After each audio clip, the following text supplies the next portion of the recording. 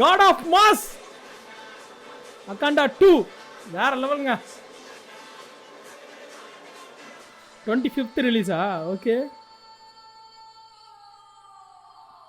தாறு மாறுங்க வேற லெவல்.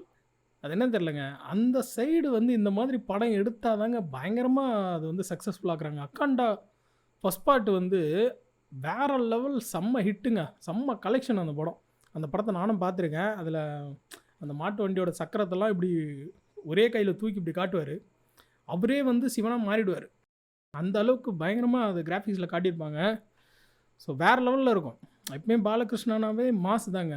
ஒரே ஈட்டியில் வந்து ஒரு 15 பேரை கொல்லக்கூடிய ஒரு பவரை அந்த அளவுக்கு காட்டுவாங்க அவரை படத்தில். ஸோ இந்த படத்தில் நான் என்ன சொல்லுவேனே தெரிலங்க. என்னங்க அவ்வளோ கன்ஸு, அவங்கவுங்க பார்த்தீங்கன்னா ஒரு M416லாம் வச்சுருக்காங்க போல் கையில். அவ்வளோ பேரை கன்று தூக்கி இப்படி பிடிச்சிட்டு இருக்காரு. கிட்டத்தட்ட 15 பேர் இருப்பாங்கன்னு நினைக்கிறேன். அப்படியே தூக்கி போடுறாரு. அந்த சிவனோட பலம் இவர் உடம்புல வந்து இறங்கிடுச்சு. அந்த அளவுக்கு வேறு லெவலில் இருக்குது. ஸோ பாருங்கள், அதுதான் உண்மையாக அதை வந்து காட்டியிருக்காங்க. விஷுவல் எஃபெக்ட்ஸு இது எல்லாமே பயங்கரமாக இருக்குங்க.